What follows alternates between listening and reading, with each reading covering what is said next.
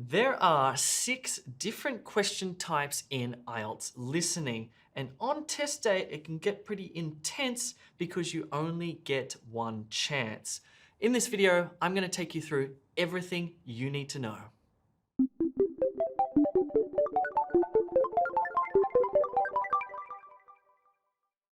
Okay, before we go through all the different listening question types and whether or not you can write your answers in capital letters, let's just recap the basics. So in IELTS listening, you'll get 30 minutes to complete 40 questions. There are 4 sections. Each section has 10 questions. And as I mentioned, there are 6 different question types. All right, let's take a look at each of those different sections. But just before we do, please click that subscribe button for great IELTS videos. In IELTS Listening Section 1, you'll hear 2 people speaking in an everyday social context. For example, maybe you'll hear 2 people talking about travel arrangements, or purchasing clothes, or booking a hotel. In Section 2, you'll hear a single person, one person, speaking in an everyday social context. For example, you might hear one person talking about a new sports facility, or a park ranger talking about a camping ground, or a person talking about career development. In Section 3, you'll hear 2 or 3 people having a conversation in an educational context. So for example, you might hear 2 students talking about an assignment, and perhaps you'll hear the professor as well. Or maybe they'll be talking about giving an oral presentation. In Section 4, you'll hear one person speaking on an academic topic. For example, maybe he or she will talk about architecture, or biology, or technology. Don't worry, you don't need to be an expert in any of these academic topics. However, by Section 4, the vocabulary is definitely getting a little more complex. Okay, I've got a few more things to talk to you about. So, some important details are you only hear the recordings once. You'll also hear a range of accents: British, American, Canadian, Australian, and New Zealand accents. The good news is it's unnatural. It's kind of fake, which means that it's clear. It's not like normal spoken English. And if you're taking the paper-based test, you'll have 10 minutes to transfer your answers. What does this mean? What I mean by that is you will write your answers directly onto the question booklet during the test, and then you'll get 10 minutes at the end to transfer your answers from the question booklet to the answer sheet. So make sure you transfer those answers carefully. Now, if you're taking the computer-delivered test, it's a lot simpler because you'll actually just complete the answers as you go. You will get 2 minutes at the end to check your answers, but there's really not much you can do because, again, you only hear that audio once. Right, we're about to get started, and what I want you to do is to download the free practice test from the description below. This practice test also has an answer sheet, and it's a fillable PDF. We're actually going to do quite a few questions in this video, and I want you to do them with me directly into this practice test. So in IELTS listening, what are they actually testing you for? Well, in IELTS listening, you need to listen for main ideas, detailed information, opinions, attitudes, the purpose of what's being said, as well as the development of ideas. In terms of scoring, if you're aiming for an IELTS 6, you'll need to get at least 23 points out of 40. 7, you'll need to get at least 30 out of 40. And if you're aiming for an IELTS 8, you'll need to get at least 35 questions right out of 40. So you can see that there really isn't much room for error here. If you get 34 instead of 35, then you won't get that IELTS 8. That's why we need to do some practice, and we're going to look at the first question type now. Get your pen ready. Question type number 1, note, form, table, flowchart completion. This one that we're looking at here is a form completion. Make sure you pay attention to the instruction. This one, for example, says write no more than 2 words and or a number. It's absolutely critical that you understand what this means fully, because if you get this wrong and you write 3 words or 2 words and a number, but not a number, I don't know, it gets confusing. Let's look at it closely. So if you need to write no more than 2 words and or a number, well, you can write 1 word like table or Fred. You can write 2 words like studio apartment or $3 where 3 is actually a word.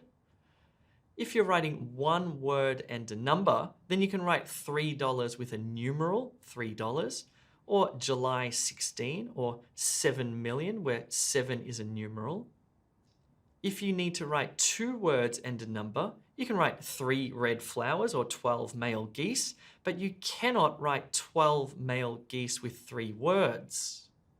And if you just need to write a number, you can write the number 7 or 7,123 is considered a single number, but you cannot write 7,100 because that is 1 number and 3 words. See how all this works? Now, keep in mind that IELTS never tests you for contractions. So the answer will never be o'clock or don't or let's or there. You never get tested on contractions. And if you have to write a hyphenated word for some reason, which is very rare, it's counted as a single word, as 1 word, like co-worker or round trip or ill-advised. Now, before you actually start hearing the audio and you begin the test, you get a little bit of time for pre-listening, which is absolutely essential to get right. So back to form completion, in the pre-listening, what you want to do is predict what words you might hear before the audio starts playing. For example, here it says customer last name. You know that you're going to be listening for a surname. Or for the next one, number 2, you're listening for the name of a street. Number 3, a postcode. Number 4 and 5, the names of books. Number 6, where something currently is. Number 7, a date. And number 8, a number. This one's straightforward. Okay, we're about to start on the first practice question. We're gonna do it together. If you're doing this on the practice test that you've downloaded from the description below, that's great because that's like real life practice. If you're watching this on your phone, on your bed, and you're feeling a bit lazy, that's okay. You can skip it if you want. But let's go through this now. And then after, I wanna go through the answers with you because I'm gonna point out all the things that can trip you up on test day. All right, let's do it. You have 10 seconds to look through the notes and predict what you might hear.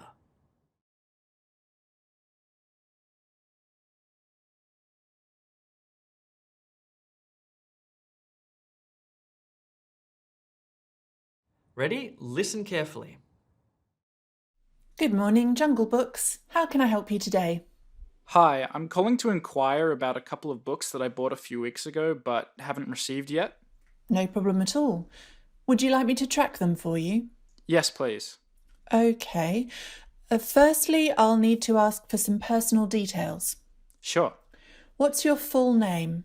It's James Murray. How do I spell your last name? Yes, it's Murray. E-Y? A-Y. Thank you. And did you have the book sent to a post box or to your home address? My home address. And what's your home address? It's Unit 3, 21 Adams Street, Albion. Is that A-D-A-M? Yes, but with an S. Adams. And you said that's in Albion. A-L-B-I-O-N. That's right. And what's the postcode? It's 254837. Right. And now I need to know the names of the books. Well, the first book is for my university course. I'm studying botany. Botany. Yeah, it's quite interesting. So the book's called Plant Science. Got it. And the other one? Well, this one is a gift for my younger sister, who's really into anime. Ah, nice. Like King of Seven. Yes, but it's not that one. It's Perfect Green. Okay, got it.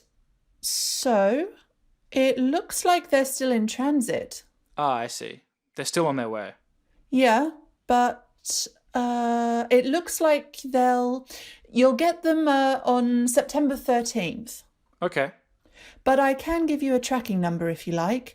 That way you can keep track of them and you'll know exactly when they'll arrive. That'd be great. So the tracking number is 739-316-590. 739-316-590. Got it. I just go to junglebooks.com and enter this? That's right.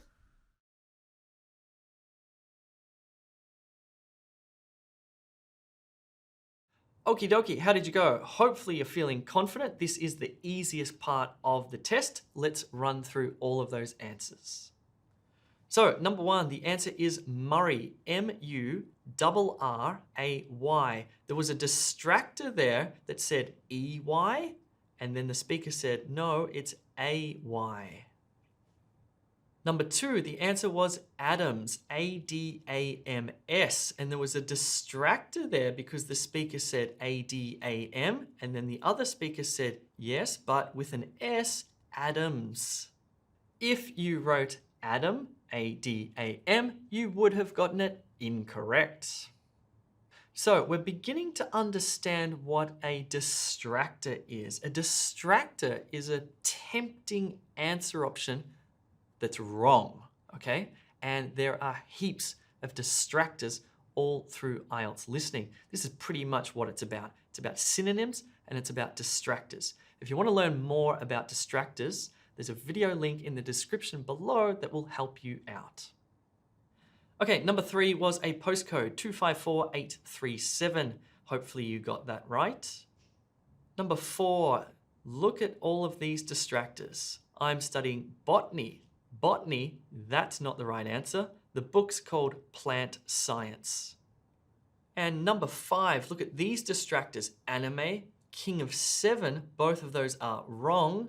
And especially King of 7 because that's 3 words and you have a 2-word maximum word count. The answer here is perfect green.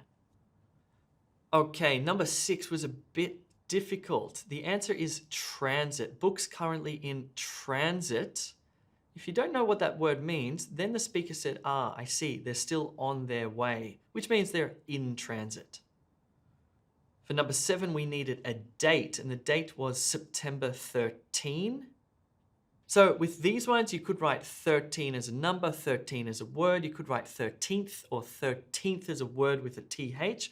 All of those would be considered correct. Finally, the tracking number was 739-316-590. Maybe you wrote junglebooks.com, which would have been incorrect. So you want to make sure that you get all of these note completion ones correct because this is the easiest part of the test. So we've done 8 questions so far. There are 10 questions per section. So we've got a couple of other questions coming up related to that conversation. Question type number 2, multiple choice. I think multiple choice questions are pretty difficult in listening because you're listening, which is fine, but you're also reading. And you have to kind of do this flash reading, flash listening. Make sure that you're listening more than you're reading though. Now, before the audio begins, you get a little bit of time to look at the questions. Your task is to flash read and listen, also to eliminate incorrect answer options and to select the correct answer option. Sometimes you'll need to select more than one answer option. The instruction will indicate if this is the case. The multiple choice style questions test you for a detailed understanding of specific points or an overall understanding of the main points. Okay, ready? Let's do the multiple choice questions. Again, if you haven't downloaded that practice test, I recommend you do because it's going to give you real life simulation and it's a fillable PDF so you can do it on your computer. Or again, if you're watching this on your bed, on your phone, fine. You can skip through if you want. I'm going to look at the answers with you in just a minute. You have 10 seconds to quickly read the questions and prepare to hear the answers.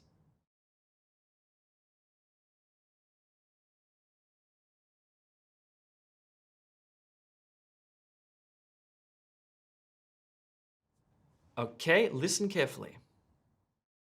Is there anything else I can help you with today? Actually, I've been looking for another book, but I can't seem to find it.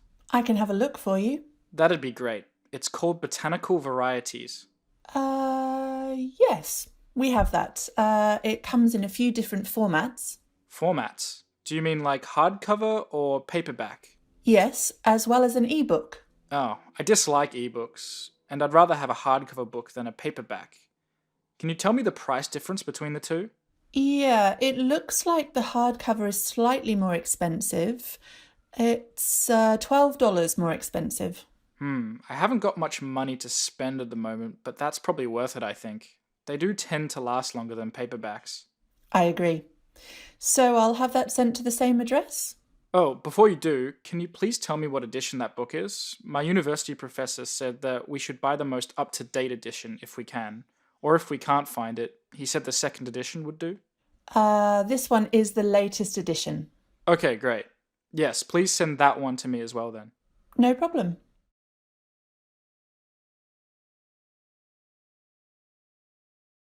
All right, how did you go with those multiple choice questions? Did you notice that you have to listen and read and listen and read, and you're sort of going back and forth and back and forth? It's a bit tricky. Notice that question 9 didn't start for quite a few sentences. In IELTS listening, they always give you a little bit of time to orient yourself to the text, which is good. It's always just a little bit of background information. So question 9 says format of book chosen, paperback, hardcover, or ebook. The answer here is hardcover. Why? Let's look at the transcript. So it says ebooks, which is a distractor. Then the speaker says, I'd rather a hardcover than a paperback, which is kind of a distractor, but you don't know yet. Then the other speaker says the hardcover is slightly more expensive. So maybe you're thinking, oh, it must be the paperback. Then the other speaker says, I haven't got much money to spend at the moment. So you're thinking, oh, it must be the paperback. But then the speaker says, but that's probably worth it, I think. Hardcovers do tend to last longer than paperbacks. Can you see why the answer here is hardcover? So what you'll notice in multiple choice is that all of the answer options will be mentioned. They will be said. You will hear the words of all of those answer options, but 2 of them will be incorrect, 1 will be correct. You need to eliminate the incorrect ones to find the correct one and not be distracted by those incorrect ones. Also, this question was a little inferential. It's an inference question. The speaker doesn't explicitly say, I want the hardcover. That would be too easy. Instead, you have to kind of work it out when the speaker says hardcovers do tend to last longer than paperbacks, or it's worth it, I think. So in the listening, you'll be hearing synonyms, paraphrases, and sometimes making inferences or drawing conclusions from what you heard. Again, it won't be as simple as somebody saying, I want the hardcover book. That's too easy. Okay, question 10 says, book edition selected first, second, or third. In the transcript, the speaker says, my university professor said that we should buy the most up-to-date edition. What's the most up-to-date edition there? First, second, or third? Must be third if we can. Or if we can't find it, he said the second edition would do. So there's a distractor. Then the other speaker says, this one is the latest edition. Then the speaker says, okay, great. Yes, please send that one to me. Here, that one is referring to the latest edition. The latest edition is referring to answer option C, third. So here we've got the use of a pronoun, that one, referring to the answer, which is also inferential. You can see how difficult or tricky listening can be, but it's not if you practice properly. Again, if we look closely, the speaker says, this one is the latest edition, and then please send that one to me. The latest edition is C, third. Cool, so we've just done multiple choice. Now, if you need help with synonyms and pronouns, etc., there's a video in the description below that you can click on and watch after this one about that exact topic. Question type number 3, short answer. The short answer questions are pretty straightforward in terms of their format, as in how you see them on the paper on test day. They make sense. However, as I mentioned, as you progress through the sections, the listening is going to get more challenging. So here's what the short answer questions look like. Remember to always read that instruction. This one says, write no more than 2 words. So this time, no numbers or no numerals. Now, as you listen, you'll be taking the word or words directly from the audio. You don't change them at all. They should fit in those gaps. Contracted words are never tested. Spelling is tested. So if you get the right word but you spell it wrong, it will be wrong. Hyphenated words, which are very rare, do count as single words. Now, before the audio begins, in the pre-listening, read the questions and especially think about what considerations, what essential needs, what aspects. So this particular one we're looking at here is asking you for 2 answer options per question. Sometimes it'll do that. Sometimes it'll ask you for a single answer. You need to remain flexible because you might see anything on test day. And as long as you've practiced, it won't be a problem. Okay, ready to do these short answer questions? You have 10 seconds to quickly read the questions and prepare to hear the answers.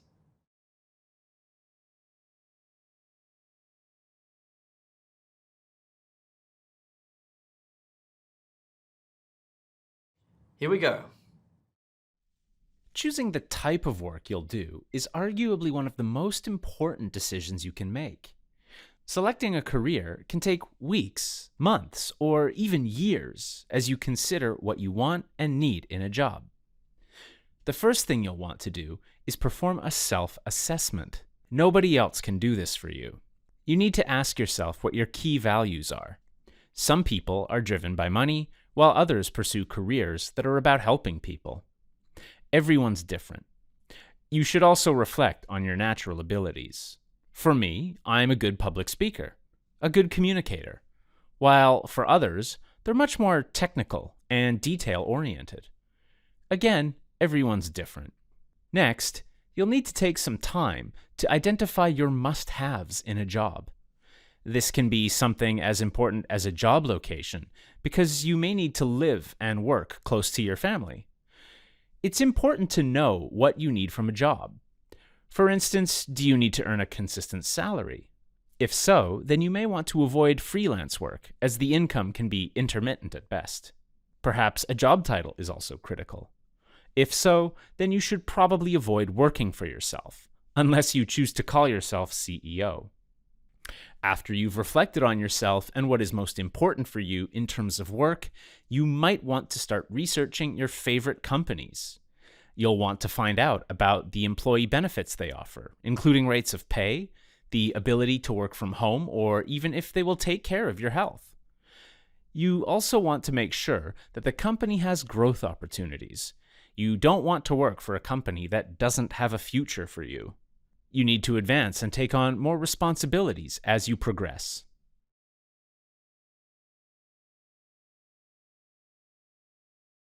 How did you go? Let's take a look at those answers and let's take a look at those distractors. So, when self-assessing, students should consider their own what? The answer to number 11 is key values. You need to ask yourself what your key values are.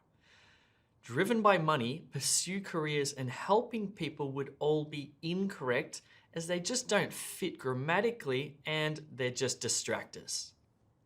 Number 12 is natural abilities. The speaker says you should also reflect upon your natural abilities. In other words, consider. And the distractors here are public speaker, good communicator, technical and detail-oriented, none of which fit properly. So you're really starting to understand now how you're listening and you're disregarding a lot of information, but then holding something that's critical that answers the question, okay? You're listening for something. Now, there's something important I want to show you here. If you wrote key value, it would be incorrect, or natural ability would be incorrect. You need to make sure that you get the plural nouns right. So key values, natural abilities, they are the correct answers. And if you did put one of the distractors in, like public speaker, which is wrong, just read the question and see if it makes sense. When self-assessing, students should consider their own key values, yes, and public speaker. Well, it just doesn't make sense, does it? Nor does good communicator, but natural abilities does.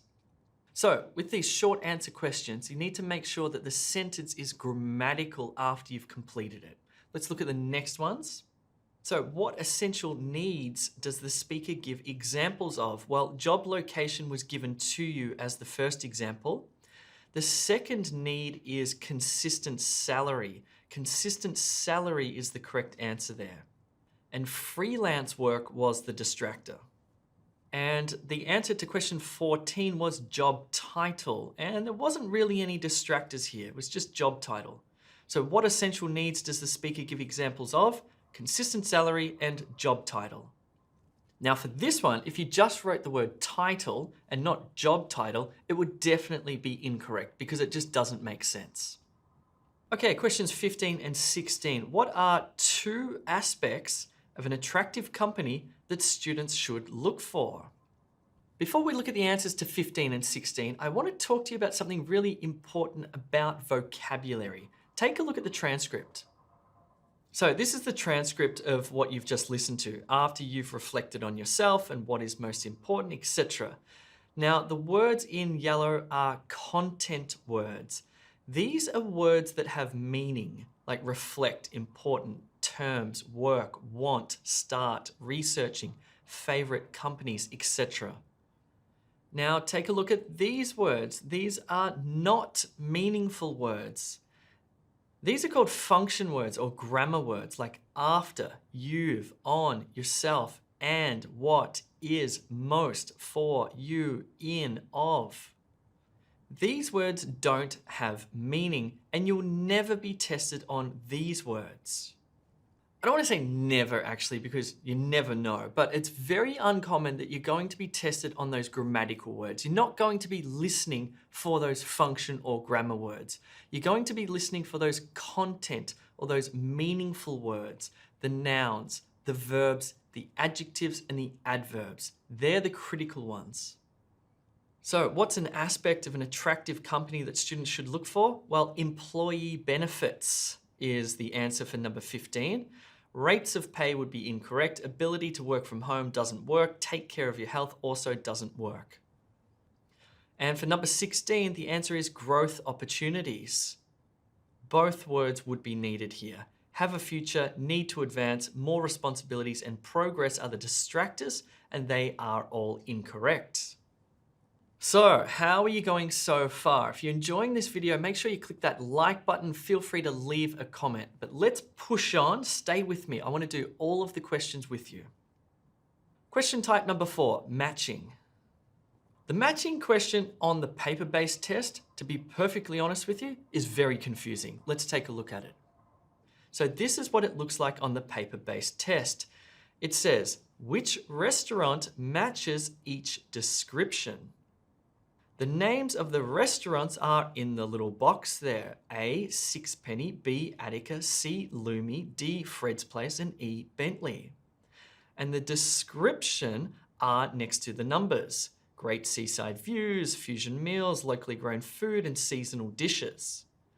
What you need to do is put a letter next to the number. So for example, number 17, great seaside views, might be A, Sixpenny, or B, Attica, or C, Lumi. You just write the letter. Just be mindful that you may be able to use any letter more than once. If so, this is going to be mentioned in the instructions. Let's look at how it looks on the computer delivered test now because it's quite different. So on the computer delivered test, the question's going to look like this. So this is a different question type and you can see A, B, and C, a weekend intensive, a blended course, or a dropper subject. What you need to do is match one of those letters to one of those statements. So number 1, the lecturer does not think this is a good idea. What? A weekend intensive, a blended course, or drop a subject? You would then need to click in the box A, B, or C, then move on to number 2. Here are some key points with these matching questions. You're going to be listening for details. For example, descriptions of a restaurant. As I mentioned, you write the letter A, B, C, D, or E next to the number. For example, if you think Attica has great seaside views, that's B, then you write B next to number 17. Don't write the word Attica. Okay, question time. Let's do it. Ready? You have 10 seconds to wrap your head around what all of this means before the audio begins.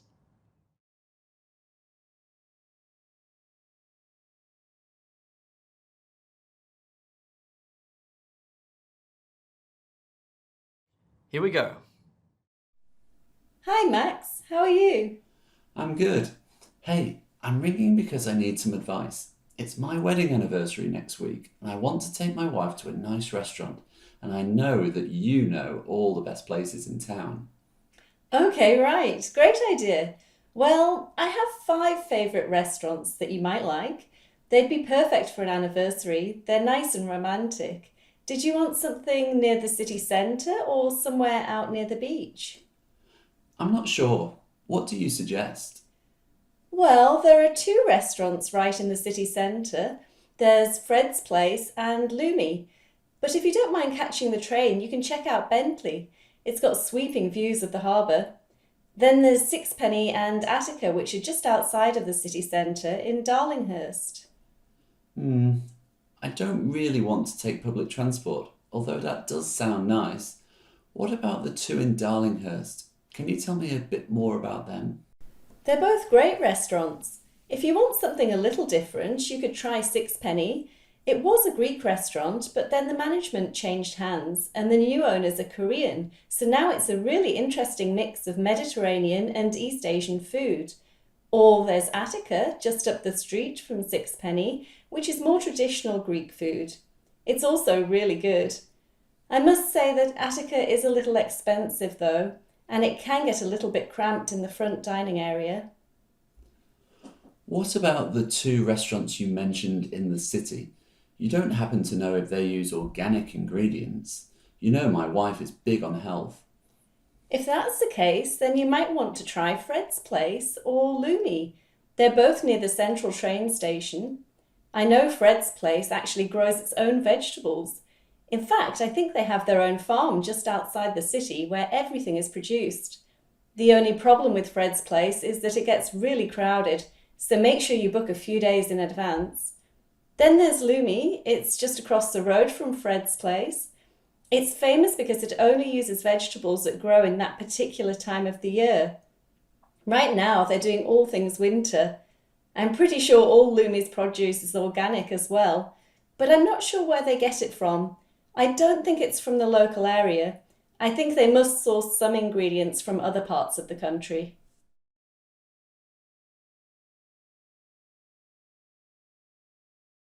Okay, how did you go? Let's look at the answers and those distractors. Okay, so which restaurant has great seaside views? Well, Fred's Place and Lumi was mentioned. Sixpenny and Attica was also mentioned as well. However, Bentley, it's got sweeping views of the harbour. Notice how it doesn't use the exact same words. It's using synonyms or a paraphrase.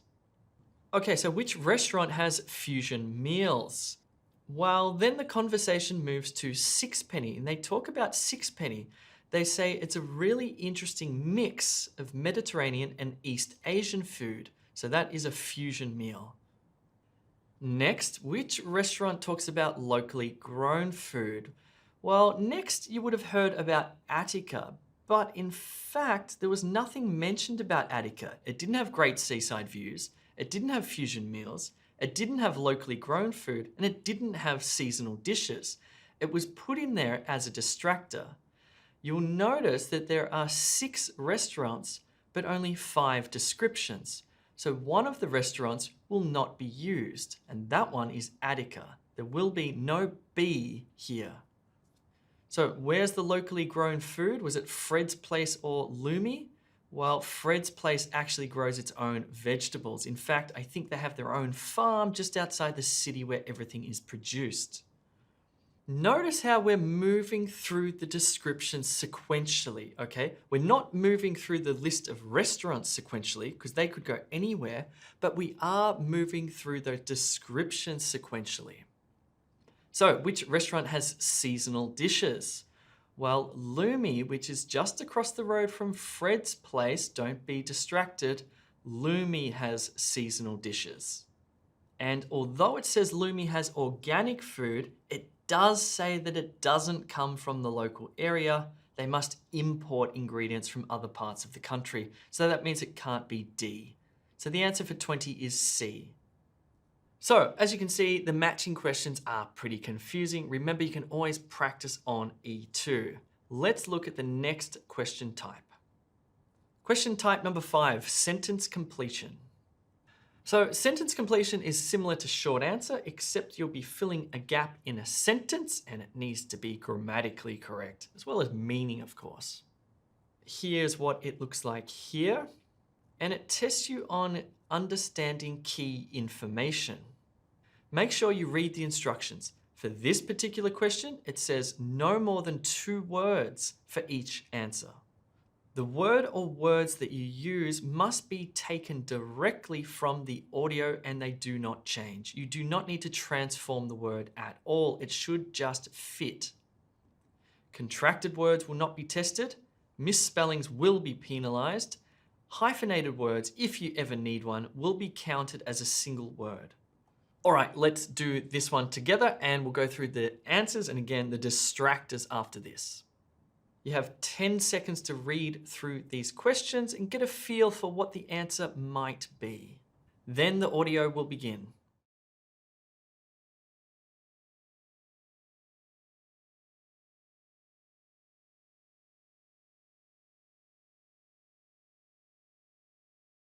Hello, Stephen. I guess we better start on our assignment. You know we only have 2 weeks left to research and write an essay. Yes, well, at least we don't have an end of semester exam. That's a relief. Yes, very true. Okay, so what do we have to do again? Sorry, please remind me. Well, we have to choose 1 of 3 topics to research and write about. Oh, that's right. We have to choose between corruption, social movements, and what was it? Global development? No, corruption, social movements, and global interdependence. That's right, interdependence. I keep getting that mixed up with development. Well, which one would you like to choose? I really think we should focus on corruption. I think it's interesting. It's a problem for every country, but some countries are much worse off than others. Really? I find it kind of depressing. I'd much rather do something else. How about social movements? That seems fascinating.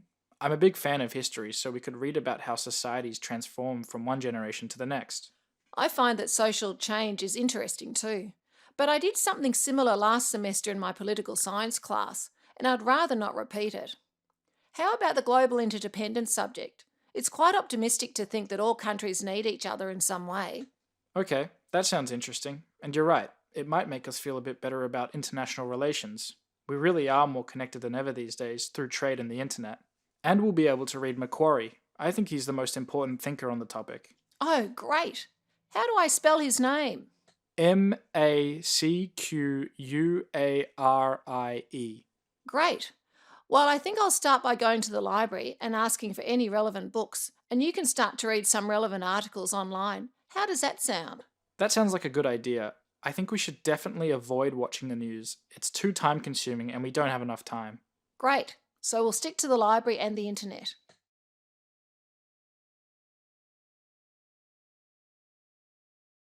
All right, how did you go there? It's getting pretty challenging, isn't it? You'll be okay. Let's go through the answers together. All right, so the answer to number 21 was essay. Beth said, you know we only have 2 weeks left to research and write distractors and essay. 1 word was the correct answer there. And then Stephen says, yes, well, at least we don't have an end of semester exam. If you wrote exam, that would be incorrect. That's a distractor. The answer to question number 22 was global interdependence, not global independence, interdependence. Have a look at this. Stephen said, we have to choose between corruption, social movements, and what was it? Global development? Beth said, no, corruption, social movements, and global interdependence. Stephen says, that's right, interdependence. I keep getting that mixed up with development. So if you wrote global development, that would also be wrong. The answer for number 23 is also global interdependence. Now, I've never seen an IELTS listening paper that has the same answer twice, but it might happen. And you should always just concentrate on whatever's said and go with whatever's said. Don't go with instinct or what looks right or what looks wrong. Go with what you hear. So the students choose global interdependence as their topic. Beth says, I really think we should focus on corruption. Stephen says, how about social movements? Beth says, how about the global interdependence subject? Stephen says, okay, that sounds interesting. The answer to number 24, the author the students plan to read is Macquarie. How do you spell Macquarie? M-A-C-Q-U-A-R-I-E. If you spelled it wrong, it would be considered incorrect. The students will use information from the library and what's the answer for number 25? Internet. There was a good distractor there. Beth said, read some relevant articles online. Online would be incorrect because you can't say the online. Stephen says, avoid watching the news. Beth says, the internet. So that question type is pretty straightforward, but we saw some little distractors. For example, you can't write the online. It needed to be the internet, okay? Sometimes you need to wait a little bit to find that right content word, the right answer. Okay, we're up to the last question type. Let's do it. Question type number 6, plan, map, diagram, labeling. So you might see a plan that looks like this. This one is from the computer delivered test, in which case you will write directly into the gaps on the screen. You might see a map that looks like this. And they'll look pretty similar on the paper-based test. Let's now look at a diagram completion task that you'll see later on in the test as it gets more challenging. So the one we're going to do today looks like this. So you're going to listen to a description using a visual representation. Notice how it's numbered from left to right, 26, 27, 28, 29, and 30. The description will follow this sequence, so you'll be moving from left to right. Make sure you always pay attention to the order of the numbers. You'll be listening for spatial relationships, above, next, or directions like straight or turn left. Usually, you'll select the answers from a list. For example, you'll see a list of A, B, C, D, E, and F, and you'll be putting a letter next to the number. Sometimes you need to listen and write a word or words and or a number directly into the gap. And that's what we're going to do in this one. Of course, you need to read the instructions if this is the case. In this one, we're going to write no more than 2 words for each answer. Trust me, after you've practiced a lot, all of this will feel like second nature. It'll be really much easier. Practice really is helpful for this part of the test. Okay, let's do this one. Okay, you've got 10 seconds to analyze this diagram to work out what's going on.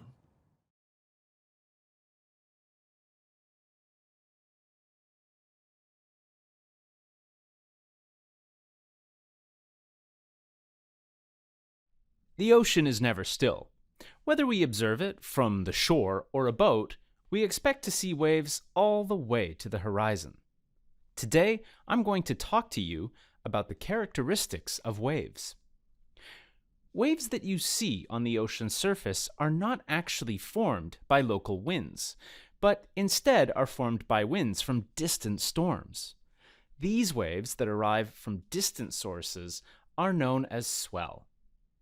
Far out at sea, long before the swell reaches the shore, there is an upper layer of air that sinks downwards that actually pushes the water upwards. Inside the swell, there is a movement of energy. A circular orbit begins to form within the wave, moving energy around and around as it travels towards the shore. On top of this movement of energy is what's called the swell crest. It's the highest point of the swell out at sea. And in between two of these is the lowest point, which is called a trough. If you're on a boat at sea, the boat will rise and fall with the movement of the swell. Now, as the swell nears the shore, it begins to form a wave. Here, it actually begins to make contact with the seafloor, and the energy that I mentioned before begins to change its shape. It is no longer circular, but elliptical, and this is the result of friction as the wave drags along the sandy bottom. As it hits the bank of sand near the seashore, the wave gains in height and breaks. That's why the crescendo of a wave is often called a breaker. The wave collapsing on the shore is called a swash, and the return of the water back into the ocean as a result of the slope of the beach is called backwash, not to be confused with a rip, as we will discuss in our next lecture. So, this is the process of swell turning into waves.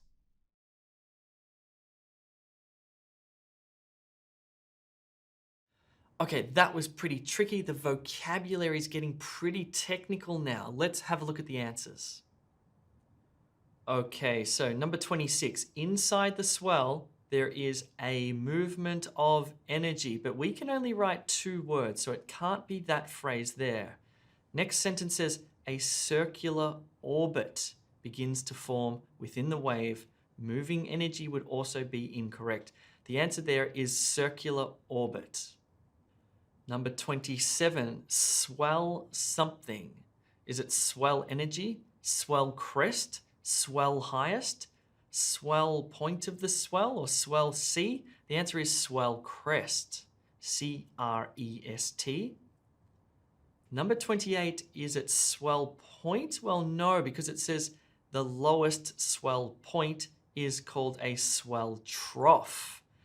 This spelling is really tough. T-R-O-U-G-H, swell trough. Okay, so I put that one in there just to really push your limits of spelling, just to remind you that you do need to spell the word correctly if you're going to get that point. Sorry. So, number 29, wave becomes elliptical due to what? The sea floor? Well, no, it can't be that. The energy? It's not quite right. Its shape? No, that's not right either. Circular doesn't work grammatically. Friction is a nice word, but elliptical, and this is the result of friction. Notice how due to and the result of are synonymous phrases there. The answer there is friction. Drags and sandy bottom are incorrect. Okay, number 30. Don't miss little questions like this that you might not see. So we've got swash. Number 30, is it slope? No, it's backwash. It's the result of the slope of the beach and it's called backwash. If you wrote 1 word or 2 words, it would be considered correct. And it's not a rip. That is a distractor. Okay, we've done it. We've done 30 questions, which is an amazing effort. And if you've stuck with me throughout this whole thing, thank you. It's going to help you a lot as well. Let's have a look at the answer sheet now, because remember, at the end of the paper-based test, you have to transfer your answers across to the answer sheet. This is what it should look like. Now, bear in mind that we only did 30 questions, not 40, and there will be 40 in the actual IELTS test. So you can pause the video here and compare your answers with these answers. If, for example, for number 7, I've got several different answers, they would all be considered correct. You just need one of them. All right, how did you go? Please let me know your score into the comments below. I'd love to know what you got. And while you're there, click that subscribe button, hit like, and feel free to share this video with any of your friends who are taking IELTS as well. At the start of this video, I told you that I would tell you whether or not you can use capital letters on the answer sheet. The answer to that question is yes, you can. You would have noticed on my answer sheet, it's all written in capital letters. I recommend that you actually do that. Cool, that's all. You now have a full overview of IELTS listening. My name is Jay. I'll see you soon.